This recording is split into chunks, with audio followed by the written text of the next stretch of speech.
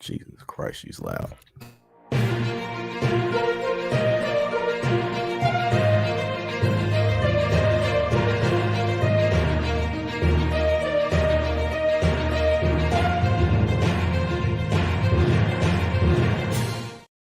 What's going on, my fellow A-plusers? Welcome back once again to a brand new episode. It is I, your host, as always, Adam Perez, certainly coming through with once again another Loki review for you guys today. That's right. It is, in fact, Wednesday. I know it's still getting used to the change of dates here by Marvel, going from Fridays over to Wednesdays with their new premiere times and days. But guys, Loki is certainly here. We got the opportunity to go ahead and review episode number 1 last week for you guys, and we are back with episode 2 today. So as always, guys, just remember these are just simply our A-plus opinions, but we always certainly want to go ahead and know yours. So let your thoughts be known in regards to this particular week's episode as we go ahead and discuss it. If you have any particular thoughts, go ahead and feel free to go ahead and chat over in the live chat or the comment section box below after this particular video airs, ladies and gentlemen. But it's not just me. We're brought back once again by Indy Uchiha in the house. What's going on, buddy? Good to see you, man. Hey, what's going on, man? I love this show.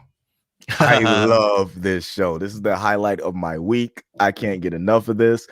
I think I'm on my 8th viewing of this episode. Yeah, I watched the episode one time through, but I did do a lot of like rewinding just to kind of rewatch scenes over again. But this is your 8th time? What you been doing all day, man? Has it just been playing in the background type of thing? I have not been asleep. I literally caught it, and it didn't even go live at 2:00. It went live at like 1:54. Oh, okay. And I watched it as soon as it drops. I turned around, watched it again, laid down for like 2 hours, got back up, and it's just been playing constantly all day. Nice, man. I like your style and your review ability, man. I appreciate that. Well, you know, when something's actually written well and done well, the replay value of it is good. It's like a video game. When you get a good video game and the story's good, you'll replay it more than once. Oh, most definitely. Yeah. And I will say this: the one thing that this episode specifically for me, I needed to probably rewatch this a couple more times. But I felt like we were, you know, how Loki in this episode they were talking about him having to watch all the training videos. I feel like they're training us as viewers in this episode, like all the terminology that they're throwing out, like all the important terms that you need to remember, figuring out what they all kind of do. It almost feels like they're prepping the general public for like a pop quiz at the end of this series, just to make sure that we all know what we're talking about when it comes to the timeline and things like that. Definitely. That's exactly what it feels like. It also feels like you're teaching your enemy how you operate. Like he's learning your game, so he knows exactly what to do to stop you. Like I have no idea what the TVA's end game is. Are they that desperate that, you know, they have to? And it actually seems like they've done this before and failed every time. Yeah, I mean, it definitely feels like they've done this before, but maybe this is their first time with somebody as dangerous as Loki, right? Like, because it doesn't feel like this is Mobius's first time in trying to bring in like a variant to kind of help them out in figuring out some of their missions. But I feel like as a viewer, we're kind of learning things as Loki certainly is. So it does kind of make it for a fun ride in regards to we're learning things as he certainly is. Yeah, and I was still waiting for them to tell Loki Coulson was alive. I'm gonna hold out that hope. Yeah, right. I mean, they kind of teased it last week. The idea that I was hoping that somebody would at least reveal to him, you know, that you continue to fail, sort of thing, and you even failed in killing Agent Coulson because he's still around. Or at least have somebody in the background, like, you're not going to tell him he's still, you know, like not let him hear it, but like, you're not going to tell him he's still alive, like something like that, like off in the background. But I really think they got bigger plans for Coulson, especially with another Captain Marvel movie. So maybe, you know. Maybe he'll pop back up again. I think that'd be great for him to certainly reappear in the MCU in some way. But you know what? I will say this, you know, Indy, going back to what you were saying, that you were kind of confused as to what the TVA were doing with Loki, you know, letting him in on sort of all their secrets, how their technology certainly works. I was actually quite surprised that Loki was getting quite comfortable, right? I mean, the guy's kind of sitting back at a desk with his legs up, sort of thing, reading a magazine, you know, going over his training video, sort of thing. It almost felt like he was in training to be a cop. Also, it felt like very buddy copish in regards to what we saw between Loki and Mobius, and I wasn't expecting him to get so comfortable immediately, especially after where we saw him end in the previous week's episode. Facts. He seemed very distraught. He got over. Well, what else are you gonna do? You're dead. Yeah, there's nothing else Everybody to that's do. I close just to you is was not dead. expecting that. Yeah. You have nothing else you could do, and his personality type seems like he'll take the best of the situation and try to work it to his advantage. So I guess that fit his personality and how quickly he got over something. Or maybe True. he's just trying to find leverage in order to try to fix what he saw had happened. So the thing about this is, and the way that Tom Hiddleston plays the character and what's great about Loki is you never know what Loki really wants. Oh yeah, most definitely. Like I when I'm trying to visualize myself as Loki, or when I'm listening to Tom talk, and as Loki, I'm always finding myself trying to figure out, okay, he's saying this, but what does he really mean, or like what is his end game? Because Loki's always trying to plan 1 or 2 steps ahead, if not Yeah. 5. You know what I mean? So it is fun to kind of figure out, pick his brain a bit. Because even up to the moment he died in Infinity War, I was waiting on him to flip and turn on Right? him. Like, you're like, well, Yeah. here it comes. He's sided with Thanos. Yeah, there's some people to this day that still think that Loki was alive. Like there's like he did something. There was another plan there. Yeah. Loki just changed himself into Iron Man. He's the one who really snapped. Tony Stark is still alive. Like I've heard some wild theories about Loki. So it's interesting to see. I just like the fact that Tom Hiddleston gets to branch out this character a little more because he's been such he was either a villain or he was a side character, and you really didn't get to deal with him getting too much screen time. And with this, we literally first episode sat with Loki and Owen Wilson. That you notice I call him Owen Wilson. I don't call him Mobius. Yeah, I have to catch myself sometimes. Loki and Mobius for like 35 minutes, literally just sat with them talking, and it was some of the most interesting dialogue I have ever heard in a Marvel anything, period. And the same thing happened with this episode. Majority of the episode was literally just him and Mobius talking to each other, and it was completely intriguing because I don't know how you felt. The first episode felt like it dragged a little bit because it did. There was a lot of dialogue. Yeah, it was just. Yeah. I looked up and this episode was over. Oh, like what do you mean? Like longer pacing. Episode? No, like it was a longer episode, but it felt like it went like that.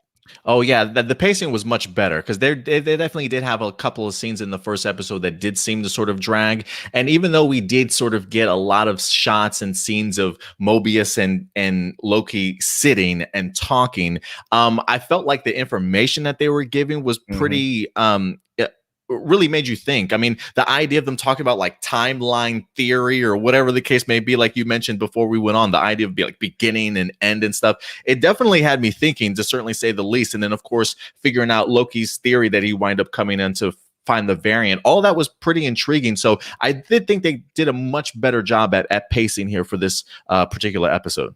Definitely way better. And I felt like this episode was supposed to be the end of the season. That's how quick they went. We still got 4 more episodes to go. I'm like, they really packed all of this into 6 episodes. Like, that's the issue I thought they were going to have. WandaVision was what, 9? Yeah, 9 episodes. Falcon was 6, right? But the episodes, the way Falcon was paced was done very well in the way they did it. This I felt like I always felt like Falcon and Winter Soldier felt like a slow-paced movie. Like it always felt like you were watching a movie each and every week, but just getting it in pieces. Yeah, it felt like that was supposed to be Captain America 4. Like that's what we got. Now this, after you watch the first episode, you're like, there's no possible way they could tell this entire story in 6 episodes. And then I literally feel like they crammed 2 hours of content in 1 hour. And did it very well. Yeah, I was gonna say, because it didn't feel like it was rushed or anything like that. It felt like just the pacing that they were going was just really keeping you just fully invested, sort of thing. And the fact of just that they reveal who the variant is sort of at the end of this episode already just lets you know, like, if you thought they were going to drag out this detective story for like 6 episodes, they're going to give you some sort of resolution early, but then there's still plenty for us to kind of learn. And I really dig that type of pacing. Yeah, I definitely can't wait to get into that. Oh yeah, most definitely. But going back, you did talk about the fact that we saw so much Tom and Owen on screen, but yeah, it did feel very much like just buddy cop sort of scenario, just how well they really got along. I'm loving the chemistry, man, between these two. I think the idea of casting Owen Wilson as Mobius perfect casting. I mean, we talk about it all the time that Marvel tends to just hit on these people. I love the dialogue. Mike Waldron, who I'm assuming probably wrote the dialogue for not only Loki, but Owen Wilson.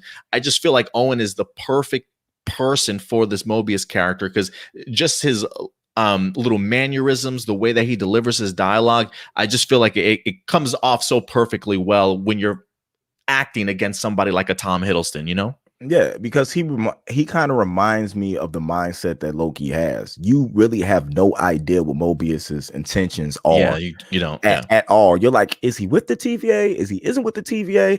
Does he just want to get away from this and he's using Loki to do it? Why did they mention a jet ski? Like, what is the like every little thing you hear, like you just ping on stuff. Like they said jet ski. Yeah, I always wanted to ride a jet ski.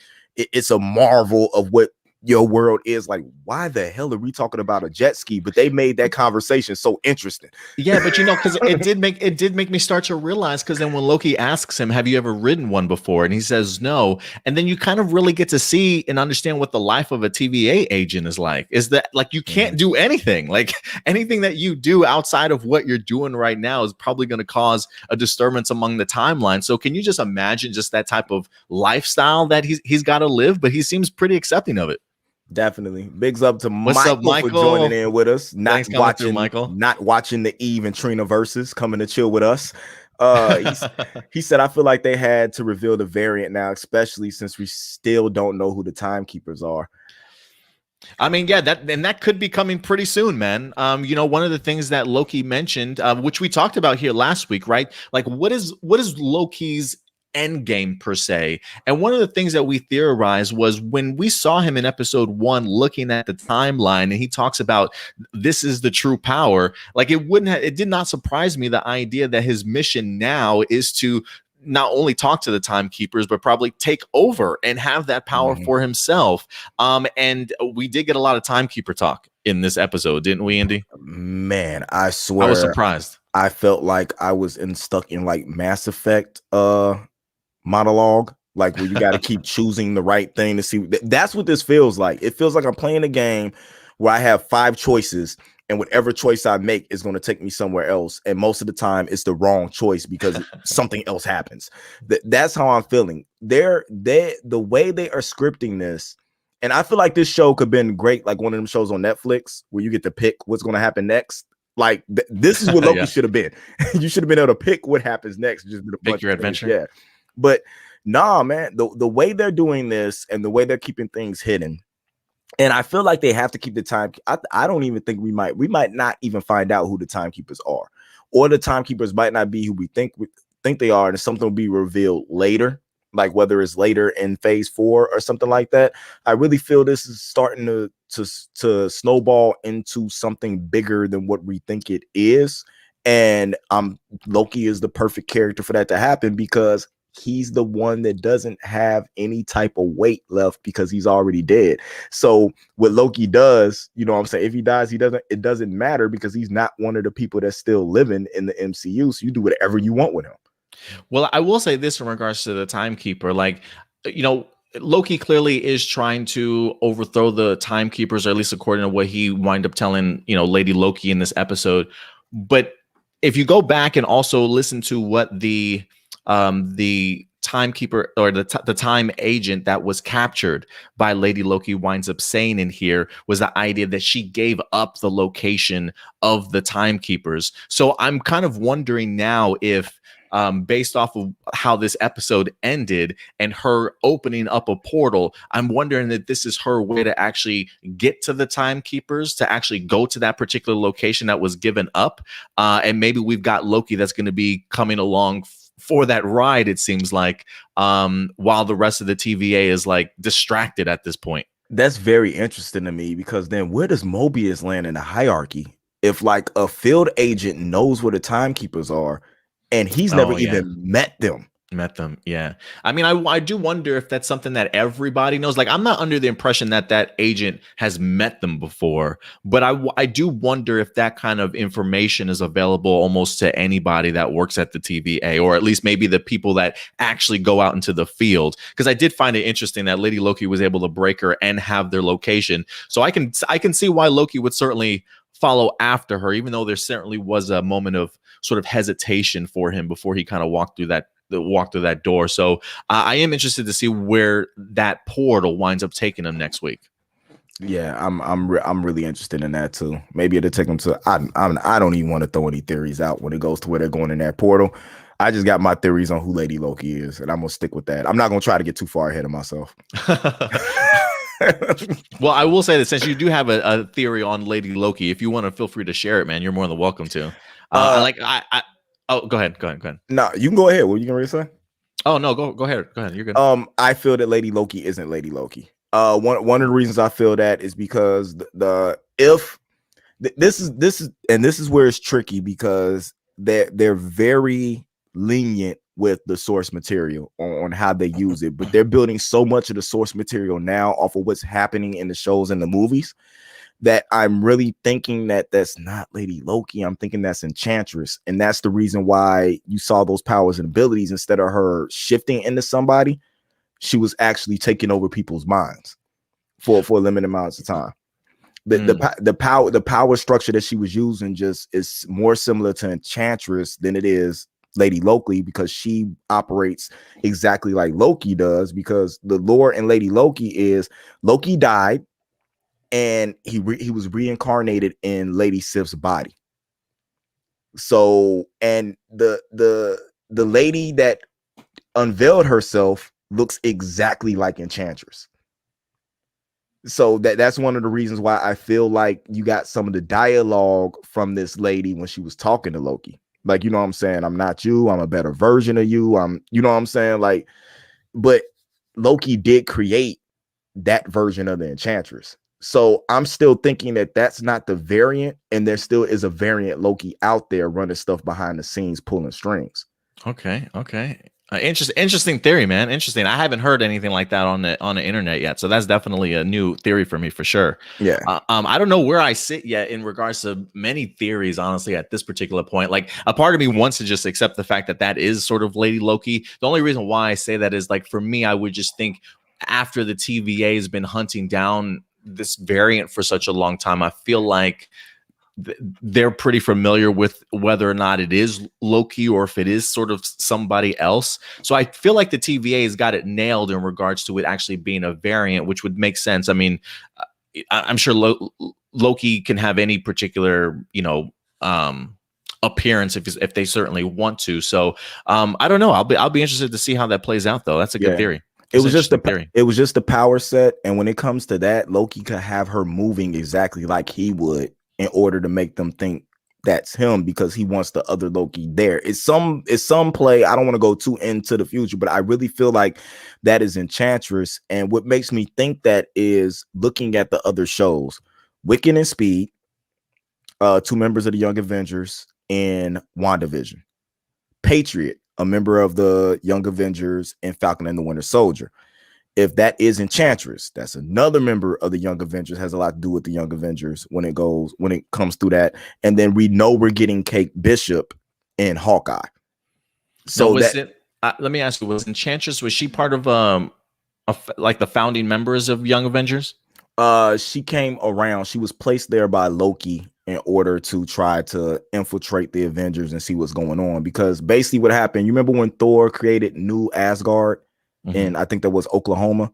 Yeah. It was a young girl in Oklahoma that woke up with magical powers one day, and that was Loki making her into Enchantress to do it, to start. This is the only thing about it, to start Ragnarok. But Ragnarok has already happened. Okay. So that unless it was Loki, this time variant somewhere in the thing that started Ragnarok, that, you know what I'm saying? If it's the whole spin. I feel like that's too complicated, bro. I feel like that's way too complicated. Like, that's way too complicated. Yeah, my head is already hurting, bro, from that. Yeah. I do, going back to the Timekeepers though a little bit, I do want to go back to Mobius and Judge Ravonna. They seem like they had a little bit of a past together, didn't they? I mean, I don't want to say it was flirty, but it definitely seems like they were certainly comfortable with each other. Like, maybe they just have a really great working relationship, but there were hints of like jealousy, or like, Mobius poking at Ravonna for having, other analysts that she talks to. You know what it felt like to me, and this is He said any time related thing is already making my Yeah, I hope they don't go that. I don't. Yeah, that's too much for me, man. it makes me feel like she got what he wanted. Like maybe that's the position he wanted to have, and she got it. And maybe it's the way Mm, she got it. And again, that mm, could be interesting. them playing on the relationship between that she had with Kang. You know what I'm Mm. saying? That type of thing. That's the reason why she's in that position. Because he felt like your table. You got this. You get to communicate with them. You know what I'm saying? I never met them. You know, like really jealous of the fact that she was in that role. That's a good point. I didn't pick up on that, but now that you mention it, yeah, I can kind of see that because it definitely. I don't want to say it felt like. I guess maybe yeah, maybe some like little jealous jabs here or there. But I felt more like maybe they haven't seen it, they haven't really seen each other in the wild type of thing. She'd seen other analysts and things like that. So I just thought he was maybe getting a little bit jealous, but you might be right. It could be a position thing, something that he maybe wants a little bit more access to and he's unable to get it. But I did find it interesting that she talks about the idea that the timekeepers are keeping an eye on the events of the case. When I was thinking of the timekeepers, I always felt like these, all-knowing beings sort of thing. They don't really kind of get involved. They just sort of watch, if you will. But it seems as though they kind of, I would assume, kind of communicate with her to a certain extent. You mean like the Beyonders?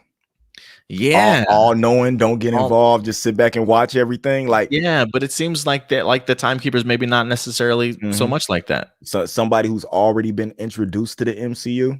We've seen the Beyonders in the MCU already. Oh yeah, So yeah, we have.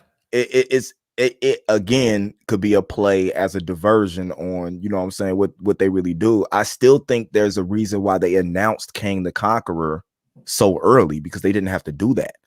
Mm. That they could have kept that as a surprise, and I still think they did that as a distraction on, you know what I'm saying, what they do. Because I don't know why WandaVision went first, because at first it wasn't even supposed to be the first one to come Yeah, out. I It was don't think it was, but I just think it was what was ready. So I ready. think they just Yeah. wanted, yeah, they were ready to just go ahead So and drop it.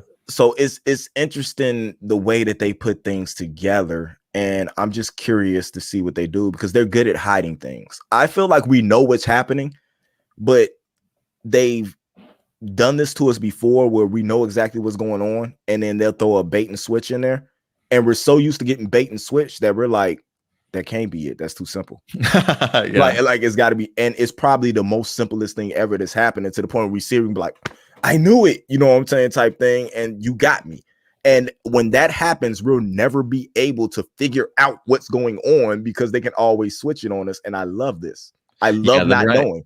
Yeah, the writing's been pretty spectacular. And you know what I actually really liked? I thought the Loki's theory that he came up with on finding the variant was actually pretty smart, was actually pretty brilliant. The idea of using apocalypse events to try and hide Mhm. your actions. I thought it was a great scene when they go back to Pompeii to test his theory out, and he's just literally just letting everybody know what's about to happen. His the Iron Man pose.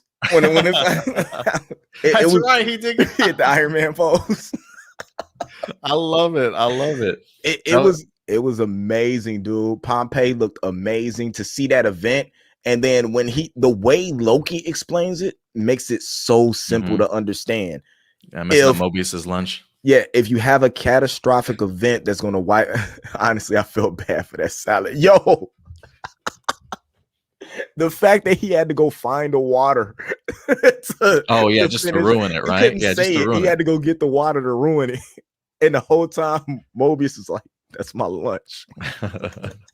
I thought those scenes were great, man. Like just being able to kind of sit them, the idea of going through all those apocalypse events, trying to find the variant, seeing exactly where they were hiding out, and the fact that we come to find out they have to go into the future to a certain extent, 2050, 2050. Yeah. yeah, at a rocks cart. Which one, it just continues to show you how much Roxanne grows in the MCU. I feel like we get Roxanne nuggets all over the place. Mm-hmm. But yeah, it's I think it's like a category 10 hurricane or something like that that's coming to wipe out Rock's cart, and they got to try and find the variant in there. So I thought that was a cool little futuristic trip. How prickish the TVA soldiers were very interesting too.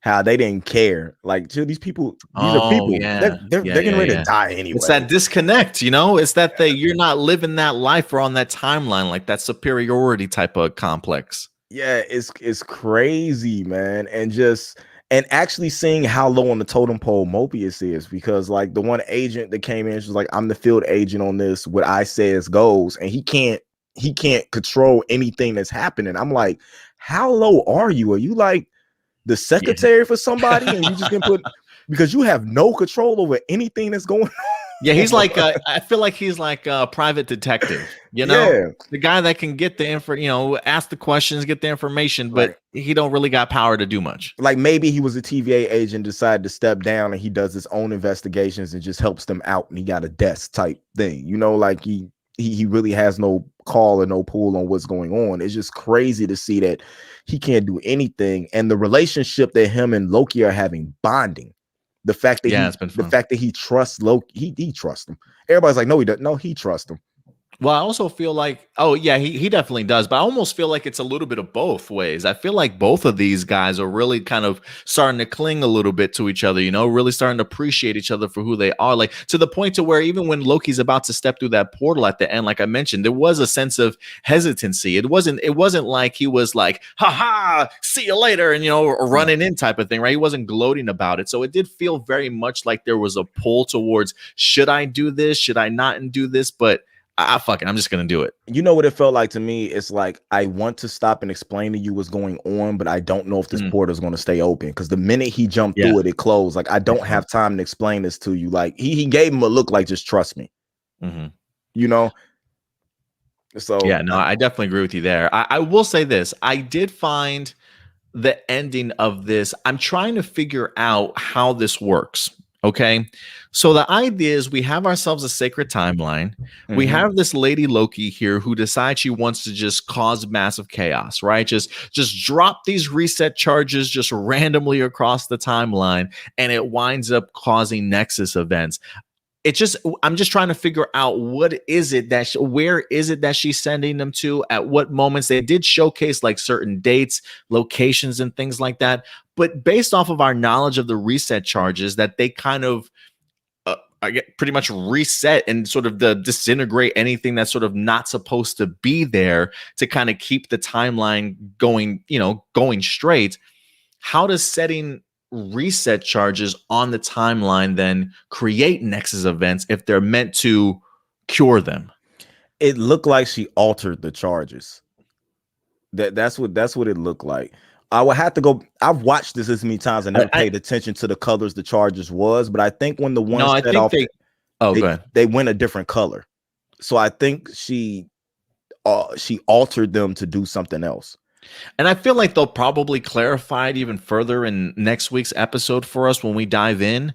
But I'm wondering if, like, is she sending them to moments where like TVA agents used to be at to eliminate variants, and so when they drop, they're eliminating the TVA and TVA. causing things at the same. I don't know. and I'm call I'm and I'm call I'm, and cu- call I'm and curious causing specific variants to survive to survive and and thing, continue on. because Yeah. it's only because they made sure that they let you know that that they only had a certain range, and if you got out this certain range, you were going to be okay. So if they know where them TVA agents are going to be at, eliminate them, and the variants are out of the range, those variants still survive, and that's where the spikes and the new timelines come from.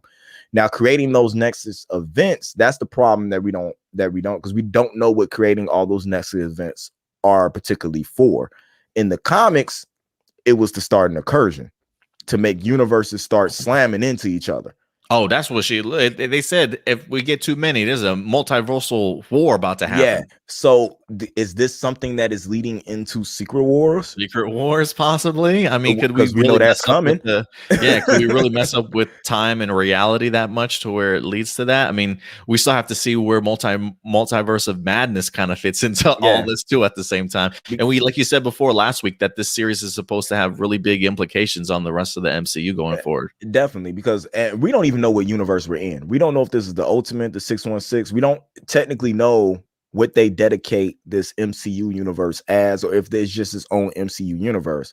But they haven't even said anything about it. We've been messing with timelines and stuff like that, dealing with time, but they really haven't even went to different verses Yeah, You're right. Yeah, we're just still on that sacred timeline type of thing. Just yeah, and messing around with that right now. that's through the whole first 10 years. We just got into a quantum realm with just having the quantum realm. So it's going to be interesting if this is the show, which as fast as they're moving, they possibly could, that introduces us to different multiverses. That way it's something that we know of by the time we get to Doctor Strange, and we're not just totally confused by the That's time we what get to Doctor Strange. That's what I'm telling. That's what I'm telling you. Like this episode, I feel like these past two episodes have been us training videos, like literally getting us used to the terminology that they're using, so that when we start introducing us to the timeline and multiversal concepts, like we're as MCU fans, we'll know exactly what the hell we're talking about. Yeah, because Falcon and the Winter Soldier talked a little about timelines reset, took us back to what happened in Game Infinity War. I feel like WandaVision told us about Nexus beings and got us into what the Nexus is and how powerful a Nexus being could be. Now, is this Loki that we have, because this Loki that we have, that's, or this other variant, or no matter we do, or this Lady Loki, that it could actually be a Nexus being that exists in, you know what I'm saying, different multiverses. We don't know what's going on, but it's intriguing that they can write this in such a simple way, but still make it so complicated. Because the writing's simple, but the way they wrote it is like, what the yeah, I will say it does allow for a lot of replay value, like you mentioned. I'm sure you didn't have to watch it 8 times to understand it, but I a good 2-3 times to really get an idea of everything that's going on. Yeah, not too bad, not too bad. I'm just, look, when you get to the point when you're trying to find Easter eggs, that you're sitting there counting the bottles of Dove to see if it's a certain number. You know what I'm saying? Like, oh, it's 17 big bottles, but it's like 8 little bottles. And like, I'm going through, like, this has to mean something. That's why they're sticking there for so long. Like, I can't even lie to you. I literally tried to Google some of these dates that popped up on the timeline that came up in this episode. One place was like, not Colleyville, Texas. I can't remember where it was, but they have like different locations. I'm typing it up with the date. I'm trying to see, like, was there some type of event that happened during that time period? Like, I'm telling you, man, I'm looking for Easter eggs all over the place, trying to see if, like, when did Marvel movies release, like during those events sort of thing. Because it's not just even locations on Earth, but it's like planetary locations that she's sending these resets to. Like Asgard was on there, Xandar was on there. There were a couple other places from the MCU that these so yeah, it's not just Earth timeline at all. Is the one she sent to Asgard? She sent one to Titan also. Does that reset? I mean, the one, this is the big implications of what can happen. Ego was on there too. Yeah, Ego was on there too. Does that reset Ego not dying? Does that reset Asgard not being blown up? To be honest with you, is this, we're still gonna call it a variant because we don't know, you know what I'm saying? We don't know is this variant actually repairing stuff that she feels like shouldn't have went wrong? Like, did she stop Ragnarok? Did she stop Ego? Does she know that there's something bigger coming? I'm telling you, that's Black Widow in the trailer that we see Loki talking to. I'm telling you, man. Does this bring Scarlett Johansson back? Briefly, maybe? Bro, don't do that to me. Because I'm still like, are we going to see the Black Widow prequel, and will we see something happen where we see like a time thing go up? Like, it's oh my God. What are you doing, MCU? Stop it. What are you doing to my mind? This was crazy. But I tell you, this is brilliant writing. Am I right? Yeah. Like, just extremely strong writing. Like the fact that they have us on this path right now, trying to figure out what the hell we're talking about. I absolutely love it. I'll lose my mind if that is Black Widow. I don't know who else it could be, but maybe they, who knows? Maybe it's Lady Loki just disguises her talking to Loki or something like that. Maybe the person we think is a Lady Loki is Enchantress, and then we turn around and we see Lady Loki in the image of Black Widow, and then she's on her thing. If they give me a Natasha fake, I'm gonna be so pissed off. Oh man, I hope it's got to be Natasha. Well, shout out to Billy for coming through. She said this is this is just a guess. I think Lady Loki has something to do with the Timekeepers. What do you think she has to do with the Timekeepers? She mentioned something like at least explain to Loki that this isn't about you. I'm not trying to do this for you. What do you think her end game is? She wants nothing to do with the timekeeper. She doesn't want that that's not real power. That, you know what I'm saying? That's not her thing, which understandably is, I understand, because the timekeepers are just people who time travel. You know what I'm saying? Like, what power do they really have other than knowing stuff that's going to happen on the timeline and being able to manipulate time to be what they want it to be? They're really not universal threats. You know what I'm saying? But so what is her end game? Does she know of a universal threat? Do they know of some type of power, you know what I'm saying, that they actually want? Is this leading to another big bad? Is a possibility. Like, it's so many possibilities. Could Loki be leading to the introduction of Doctor Doom? I am, for me, I am wondering, like, for me at least, it does have me wondering just how Kang the Conqueror is really connected to all this. I mean, we know he's supposed to be popping up in the third Ant-Man movie.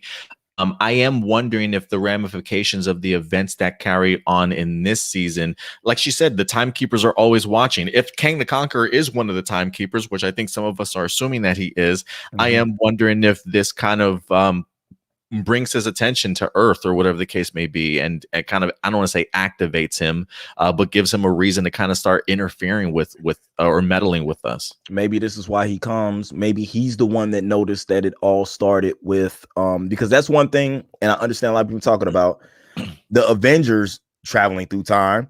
You know what I'm saying? That they're not being chased after for, you know what I'm saying, the changes and stuff that they made. But I wonder if what happens in the events here, like, I wonder if that gives Kang the Conqueror a different sort of mindset, because of the fact that, they always looked at the Avengers as somebody that their actions were good, right? Like, that's the one thing that Loki was mentioning. Why don't you arrest the Avengers, sort of thing? So I wonder if maybe Loki ends up convincing Kang the Conqueror that he should go after them. What if Kang looks at it and it's because of the actions that the Avengers made is why Loki got away? So their original actions is why everything spurned like it did. It could be a bunch of stuff. Like Nathan says here, he read about in the foreign credits listed Sophia DeMarto's character as Sylvie. That's one of the things I was talking about. I just couldn't remember. So for the people that I don't know, Sophia Di Martino is actually the Lady Loki character that you see, at least at the end. Because Sylvie is the name of the Enchantress. That's Enchantress' real name. That's one of the things I was like, that's gone. Because if you look at the American credits, they credit that character as a variant. Like, they don't have any name. Oh, they don't have the name but there. In the foreign credits, they credit it as Sylvie, and Sylvie is the second Enchantress that Loki made. Interesting. Okay. I like it. There wasn't some weird connection like that from WandaVision with the Agatha Harkness character. I thought it was like I don't remember now. I thought it was like something that gave something away by the name of their character or something. I can't remember what it was. I think it was like the name of the cat or something that she had, like the cat, or something like that. I can't remember what it was that kind of gave it away. So that's interesting to me. I do wonder if that's a dead giveaway. They named the rabbit. They named the rabbit after Agatha's son. And then when people just caught on that was the name, I was like, that's her. Why the hell would they name the rabbit that if that's not her? Yeah, so I do wonder. I just wonder if that's a case of the same thing here, especially if they're going to be listing her as Sylvie. That's pretty close, man. So I am wondering if that kind of lets slip what's really happening. That's interesting. So that makes me think that maybe it's a Loki that's in a future part of the timeline. You know what I'm saying? Like, travel, because I'm still confused to all hell. Yeah, because of Back to the Future and all. Like, Back to the Future taught me time works one way, and then Marvel said no. Marvel's trying to change. They're completely messing things up for me. Like, I'm totally clearly confused. Bruce Banner at the end of the day really don't know what he's talking about, because apparently. And the Agents of S.H.I.E.L.D. didn't help any, because Well, you know time what? worked one way for them. I guess I'll say this. I mean, I guess the fact that I guess Bruce Banner does know what he's talking about, because if the Timekeepers didn't mess with the Avengers after Bruce Banner's plan, then clearly he's doing something right about the idea of, at least as long as we're going back and placing the things back where they originated from, sort of thing, then the timeline will continue to go straight. So yeah, I guess he knew what the hell he was talking about. Real quick honorable mention. This is completely random, guys, but listen, I'm a big fan of Bonnie Tyler's "I Need a Hero," but I've heard it on Wow. 3 things this week, guys. 3 things. What is up with the overusage of this song all of a sudden? Kevin Smith said something about that when he said somebody asked him, he was like, what song are we gonna play, and somebody picked that, right? And it fit that He-Man trailer perfectly. And then all of a sudden it just starts popping up at other stuff, and then I'm like, Yeah. and then my whole thing was, Guardians of the Galaxy trailer, yeah, right? And yeah, then this one. it's like, did it hit the point where that's free use? Like, has it been that long where they could just use it and they don't have to worry about paying for the license fees? But in all honesty, it worked well in this episode. Everything they've done it on, it worked well in. So Well, I will say I hated it in the Guardians. It felt way too forced to me. I felt like there was just so many more songs in Star-Lord's like discography that they could have found. I didn't like it in the Guardians at all. He-Man it definitely worked in. Yeah. And this wasn't so bad, just the way that, like, the timing of it all. It wasn't too bad. It was okay. What if that's the reason why, though? What if it all ties together? Oh God, hope not. Jeez, don't confuse me anymore. What if a future variant of Loki got Star Wars mixtape player? Oh And God, that's where he please got the song from. don't do that to me. I will say the music in this episode was pretty great. I really did like it also. But yeah, man. Let me see. No other honorable mentions. I did put one note. Love seeing the technology and how it all works. Cool to see the reset charges and the timeline just kind of set everything back in place. All of this integration. I'm just really fascinated by the world building and things like that. Like just the little trinkets that they create, and everything that goes behind it. I'm a big fan of that type of stuff. Yeah, definitely am. Yeah, Sylvie Lustin is Enchantress. I believe in the Young Avengers has a relationship with Wiccan. And yeah, there's a whole bunch of debate on the internet right now that DiMartino's Loki is actually Enchantress, a huge major villain. For one thing, our second one, right? Because we saw her in Ragnarok, the first one, right? Yeah, it'd be the second Enchantress. For one thing, DiMartino's Loki has blonde hair like Enchantress rather than Loki's traditional dark hair. For another, at least one foreign language dub of episode 2 leaves DiMartino's character as the variant, but Sylvie. Sylvie Lustin is the name of the second character to use the Enchantress name in the comics. This suggests some elements of the Enchantress are being carried over to the MCU's portrayal of Lady Loki, while the original Enchantress is an Asgardian who yearns for Thor's affections. The second Enchantress is a human given magical powers by Loki himself. Interesting. Okay. All right. I kind of hope that they go with the Lady Loki thing, but hey, if they go this route, you know what? I'm gonna be fascinated. I don't know too much about the second Enchantress and how that all kind of works out. So, like for me, I've really enjoyed the storylines that they've come up with so far. And if Michael Waldron can pull off something like that and still make it really interesting and not like throw my, explode my head, then I'll check it out. I'll be interested to see how they pull this off. This would be an excellent bait and switch. If said Marvel could be effing with us at this point. You never know, man. I think the Lady Loki thing was something that was expected. I mean, they did they did reaffirm, because if you're Loki fans, you knew Loki was gender fluid. But they did make sure before the show even aired to announce again that Loki was gender fluid. I don't think they announced it though. I thought somebody saw something on a screenshot. It was like, look, see, and then it just went crazy. I saw Marvel come out and say, yeah. Oh, really? It was a post, that he is gender fluid, and they did submit that like in, I think that was Original Sin. That was like 2014. Oh, yeah, it was a while back, yeah. Yeah, that they did that. And Lady Loki was from 2007. I think. Why do I say 2007? Why don't I just say 2007? 2007. So it's something that people wanted, and they love showing people stuff they want. and then going some other direction with That it. So it direction. would map what Marvel did. But to me, the Enchantress thing fits more of where they're going with the TV shows anyway, with the introduction of all these new characters. Because we know Yeah. Kevin Feige wants Young Avengers.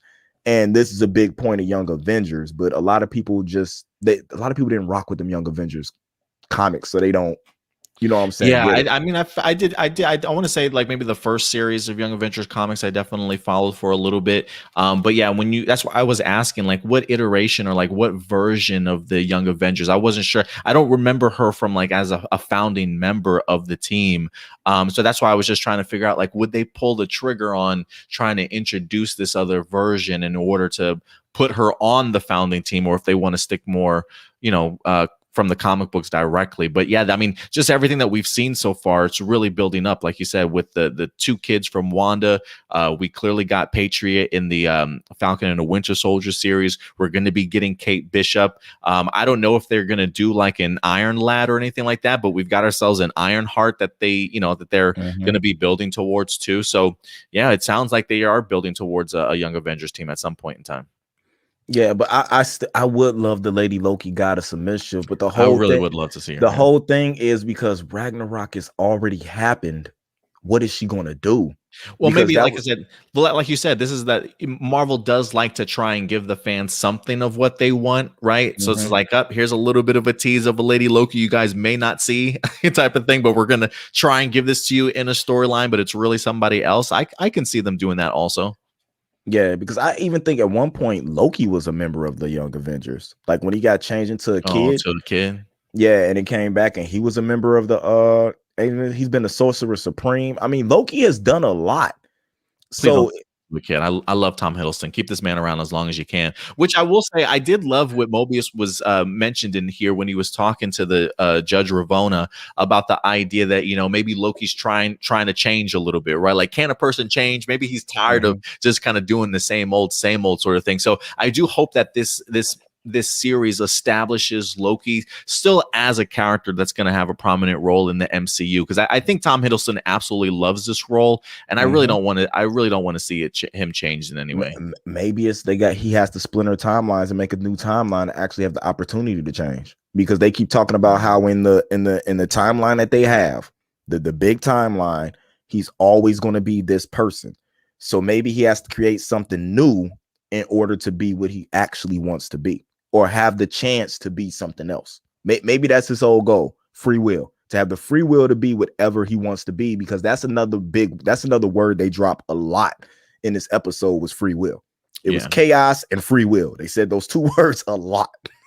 Yeah, the idea of really not having any free will, that your path is already kind of predetermined. That's trippy to me, man. That's so trippy to me. But I do love the concept and the idea, and I love how they're exploring it. So another solid episode here, man. I feel like I don't know what it is about this particular episode. We said it, I think, at the top. The pacing was great. Great action, great build up to a fantastic ending and conclusion to this episode. And it does make me wonder where we're going to go for the next 4 episodes. So they're not pulling any punches. Things are coming in hot and fast for sure. And I'm loving everything that we're learning along the way. It's definitely better seeing a battle of wits rather than an all-out physical battle. Watching people try to outthink each other rather than I'm going to hit you with a hammer. Because you definitely see it in Mobius and Loki when they're looking at each other, like when they're talking. It's almost like they are trying to one up each other and you even see it. You even see it in the variant in Loki. The whole time they're talking, you see them trying to outthink each other and stay one step ahead. And then you see how Loki looks when he's like, how does she know that? Like, how do you know? Like, hold on, wait a minute. You know what I'm saying? I came here to, you said no. How can you say no to having this power? That's not power. And then you see him like resetting his head to think of something else to do. And it's crazy how quick he plots stuff out. That's Loki, man. That's Loki for you. But guys, listen, at the end of the day, this is just simply our A+ opinions. We definitely want to go ahead and know yours, guys. So definitely let your thoughts be known in the live chat or the comment section box below as this a video winds up ending. Indy, any last words in regards to this episode that you had in mind, or are you good? Man, they spent money. The visuals was crazy, and my favorite moment is when they're in the hurricane. They come out, and he uses his powers to get dry, and the agent looks at him like, "What just happened?" He was like, "Well, if I walk around wet, I'm gonna be squeaking like you guys. Don't want to let her know that we're here." You know what I'm saying? Like just little stuff, just little attentions to detail like that. Oh, would makes this great, and I understand why they're able to pay for all this stuff with all that dang on product placement. Zest, Dove, freaking Pepsi. They All paid the sponsors, money. man. They paid money to be in this part of the show.